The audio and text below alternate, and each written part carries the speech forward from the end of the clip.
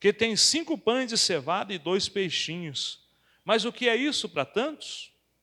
E disse Jesus: mandai assentar os homens.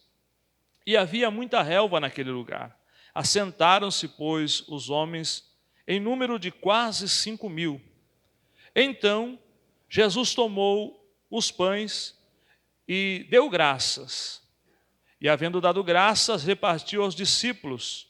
E os discípulos, pelos que estavam assentados. Igualmente, também dos peixes, quando eles o queriam. E quando já estavam saciados, disse aos seus discípulos: recolhei os pedaços que sobejaram, para que nada se perca. Amém, meus queridos? Por bondade, tome o seu lugar, abra o seu coração, nos empreste a sua atenção e ouça a palavra de Deus. Esse texto, meus queridos, é um texto que a gente ouve muito falar, tem canções sobre ela, muita informação, mas há um recado de Deus aqui para o nosso coração. Quando eu olho para isso aqui, eu vejo que Jesus está em um lugar deserto e tem uma multidão que vai atrás dele para ouvi-lo. E aqui nós vemos que a informação do texto vai nos dizer que o pessoal ia atrás dele porque tinham visto o que ele fazia.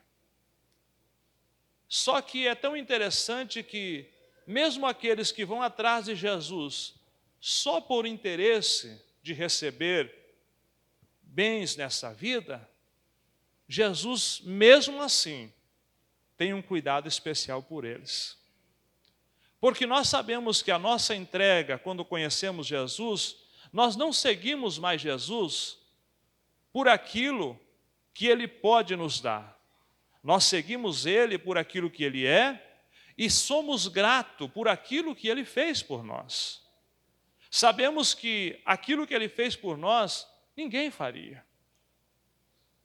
Pastor, o que o senhor está falando? Eu estou falando da sua entrega, do seu sacrifício, que o escritor aos Hebreus diz que foi um sacrifício perfeito, porque é um justo morrendo por injusto, é um santo morrendo por pecadores, é alguém se entregando por pessoas que muitas das vezes lhe viram as costas, muitas das vezes o abandonam, muitas das vezes por qualquer coisa deixam ele de lado.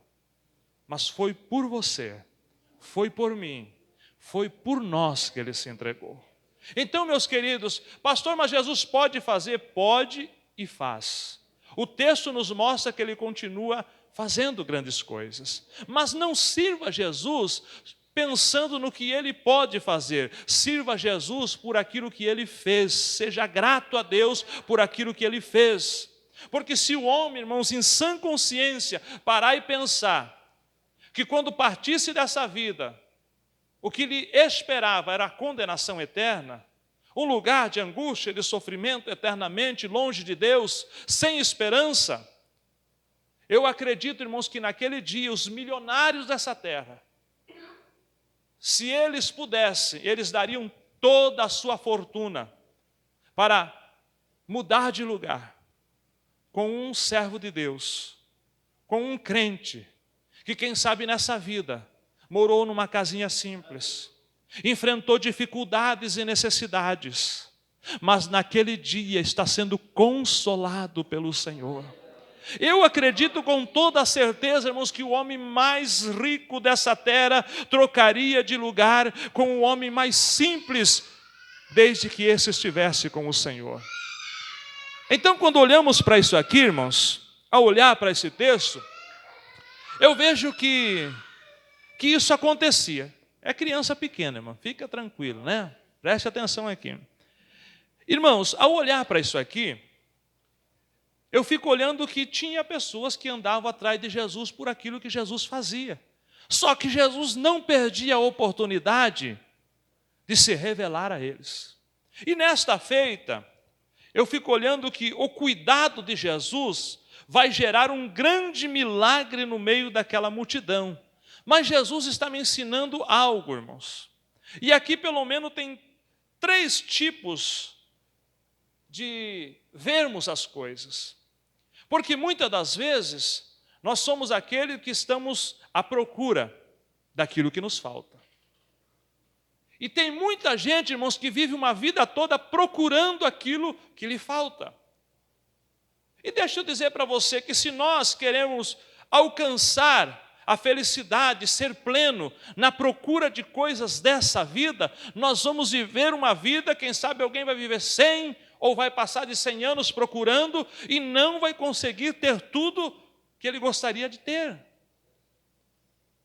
E existe esse tipo de pessoas. Mas esse texto me mostra que Jesus vai demonstrar o seu cuidado por aqueles que vêm para o culto, um culto no meio do deserto, mas eles foram para ouvir e Jesus começa a falar. De repente, Jesus começa a trabalhar nos seus, os mais perto. E ele diz para Felipe, tem que dar de comer para esse povo. O povo está aí há tanto tempo, precisa alimentar eles. Felipe, ao ouvir esta informação, ele diz o seguinte: Senhor, aonde que a gente vai arrumar pão para todo esse povo? Se a gente tivesse 200 dinheiro, ainda não era o necessário. Ou seja, Felipe está olhando para aquela situação e ele está pontuando: Senhor, não tem jeito, não tem padaria, não tem dinheiro e é bastante gente. Jesus, o texto diz que Jesus fez isso para testá-lo, para experimentá-lo. Está na Bíblia, você leu junto comigo. Aleluia. O segundo personagem que aparece aqui é André. André está com Jesus, está no mesmo culto, está junto com a multidão. E eu vejo que André é um homem visionário, porque ele viu no meio do pessoal que tinha um rapaz que levou uns pãezinhos e também uns peixes, 5 pães e 2 peixinhos. Eu não sei se ele era um homem de muita visão, que observava muitas coisas, ou se ele já estava de olho no pãozinho do rapaz. Mas enfim. Agora o que eu acho interessante, meus queridos, é que mesmo esse, quando achou aquele rapaz com 5 pães e 2 peixinhos, ele disse o seguinte: mas o que é isso para tantos? Muito parecido com a visão de Felipe. É muita gente, é impossível, não tem pão, não tem padaria, o lugar é deserto, estamos longe. Esse diz: tem um aí que trouxe 5 pães, mas é tão pouco para uma multidão tão grande. Essa é a visão dos homens que estão à volta de Jesus. E do outro lado tem uma multidão que está ali ouvindo, esperando o que Jesus vai fazer, o que Jesus tem para falar, o que vai acontecer nessa reunião que Jesus está pregando, o que vai acontecer, vai ter cura, vai ter milagres. Mas naquele dia Jesus resolveu saciar a fome daquele povo. Oh, glória! Aí eu acho tão interessante, meus queridos, que agora você olha para Jesus. Os demais estão dizendo assim: é impossível, não tem condições, é pouco, é bastante gente, é pouca comida. Aí vem Jesus. Jesus não diz que é muita gente, Jesus não diz que é pouca comida. Jesus pega aquilo que tem e dá graças. E aqui, irmãos, é o foco que Deus tem falado ao meu coração nesse dia. Porque muitas das vezes nós vivemos parecido com esses personagens aqui. A gente vive uma busca, a gente vive reclamando, questionando por aquilo que nos falta. Jesus me ensina uma lição: é pouco, mas ele vai agradecer pelo pouco que tem. É 5 pães, mas eu vou agradecer pelos 5 pães. É 2 peixinhos, apresentou ao Pai, deu graças, agradeceu pelo que tinha. E a mensagem que eu trouxe hoje ao seu coração é exatamente isso: aprenda a ser grato por aquilo que você tem. O que tem de gente, irmãos, que não consegue viver bem no trabalho, não consegue viver bem em sociedade, não consegue viver bem na igreja, não consegue viver bem no casamento, na família. Por quê? Porque ele só está olhando aquilo que lhe falta e não consegue agradecer por aquilo que ele tem. Vamos fazer um pequeno pensamento aqui numa visão ótica, na nossa razão. Eu sei que você tem problemas. Eu tenho problemas. Nós temos problemas que precisam ser superados, que precisamos de uma resposta. Mas você já parou para pensar que tem gente que está muito pior do que você? Tem gente que numa hora como essa pode estar agonizando de dor. Alguns, quem sabe, à beira de um caixão, chorando. Pessoas com problemas muito piores do que o seu. Mas muitas das vezes nós estamos questionando, porque eu gostaria de ter isso, eu gostaria de ter aquele outro. E quem de nós, irmãos, tem essa rotina de dizer: Senhor, eu te agradeço por tudo que o Senhor tem me dado. Essa é a lição que Jesus está me ensinando. E agora, irmãos, eu quero entrar um pouquinho aqui, porque eu tenho visto, e hoje tem surgido aí, principalmente na internet, tanta gente, irmãos, é coach motivacional, falando a respeito de dar uma direção, um ânimo para o homem, seja ele material, seja ele espiritual. Muitos surgem aí falando sobre família, sobre casamento. E é interessante. Mas o que eu acho mais interessante, irmãos, é que muitas das vezes essas informações chegam até nós e nós começamos a olhar para o que eles ensinam e a gente fixa o nosso olhar no que nos falta. Vamos falar um pouquinho de família hoje aqui?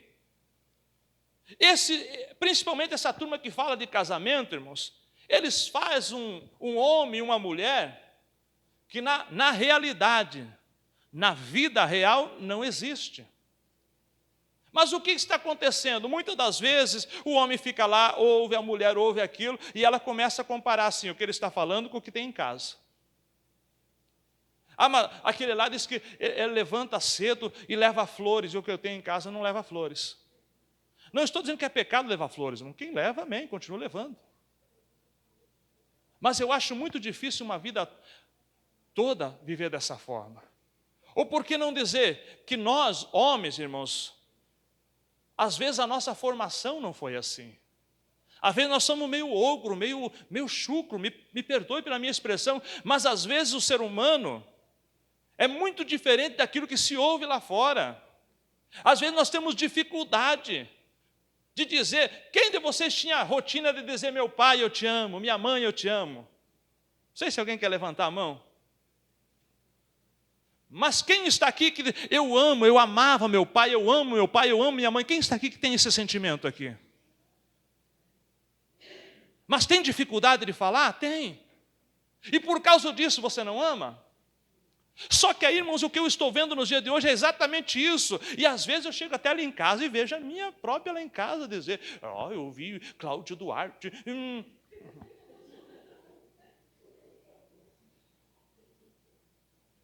Eu hoje, não estou questionando ele é bom, irmãos, eu gosto muito dele, mas assim, é só um exemplo. Mas aí o que eu vejo? As pessoas estão olhando para o que não tem e deixando de valorizar o que tem. É exatamente isso.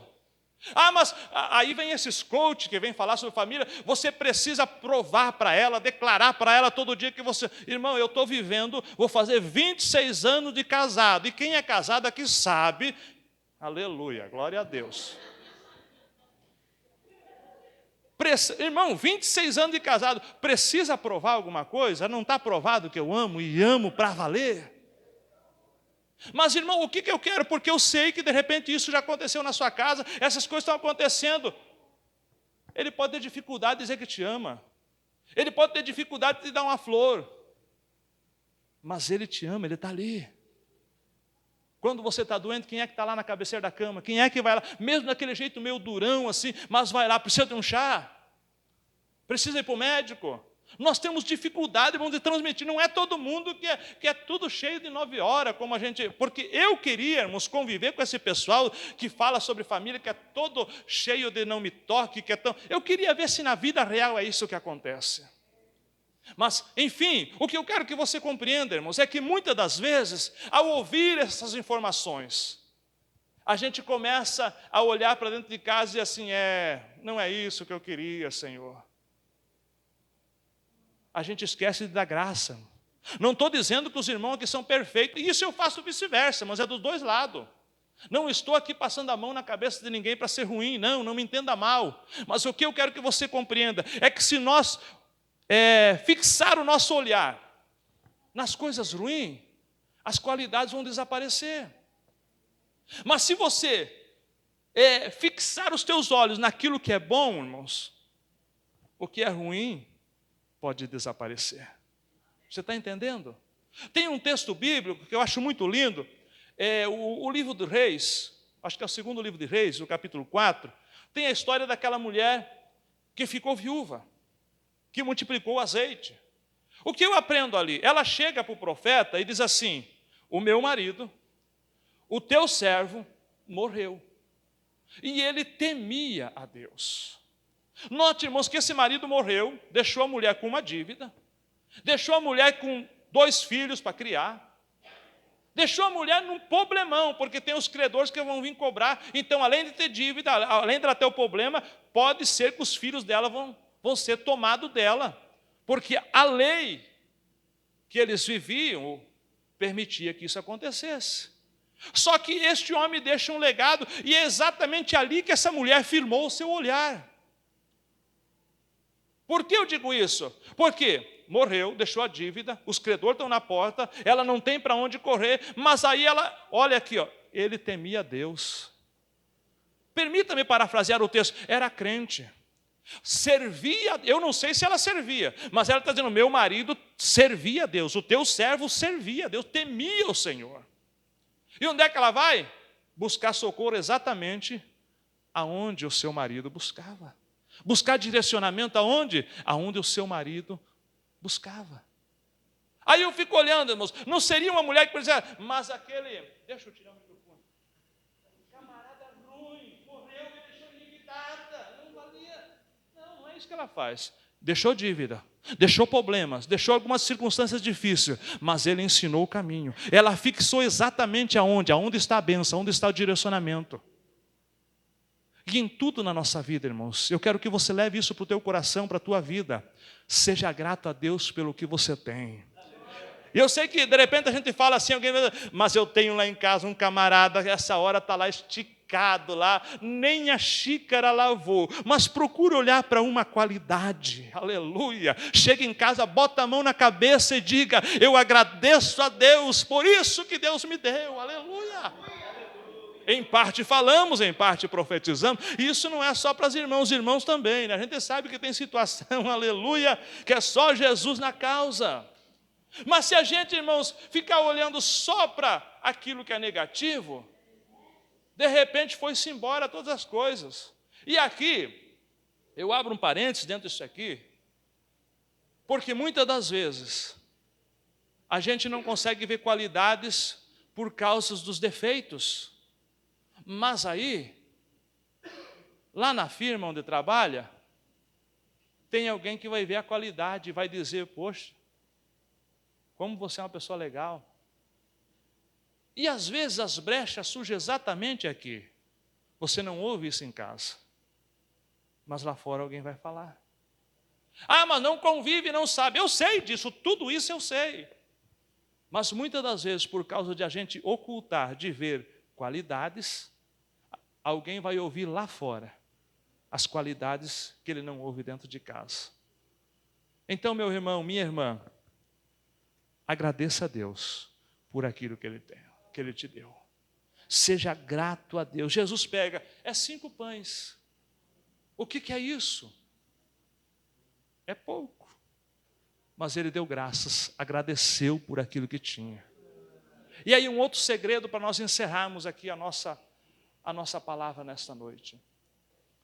Se a gente aprender a agradecer, e se a gente entender que tudo que a gente colocar nas mãos de Jesus, pode haver transformação, multiplicação. Nas mãos de Jesus, até aquilo que não dá, passa a acontecer. Nas mãos de Jesus, irmãos, até aquilo que não valia nada, passa a ter valor. E aí vamos olhar para nós, é ou não é? Porque alguns de nós, quem sabe vocês tinham uma turma aí que era um bacana. Mas a maioria do povo, irmãos, eram gente que estava dando trabalho para a sociedade, trabalho para a família, não estava tendo crédito. Aí encontrou Jesus. Jesus mudou o cenário. Jesus mudou a história. Aleluia. Oh, glória. Eu não sei aqui porque eu não conheço a história de vocês, mas eu conheço gente, irmãos, que outrora tomava todas, que caía na valeta, que o cachorro lambia na boca dele. Aí, de repente, encontrou Jesus. Oh, glória. Aí você olha, encontrou Jesus, está na casa de Deus, bonitinho, cheirosinho, gravatinha no pescoço, alguns anunciando Jesus. Aquilo que não tem valor, aquilo que não tem jeito para o homem, nas mãos de Jesus tem jeito. Oh, glória! Oh, aleluia! Meu irmão, pastor, mas se o senhor soubesse a tralha, o problema que eu tenho, nas mãos de Jesus tem jeito, meu querido, entenda isso, por favor, nas mãos de Jesus tem solução para aquilo. Pastor, mas aquilo é só um milagre, Jesus faz milagre. Oh, glória!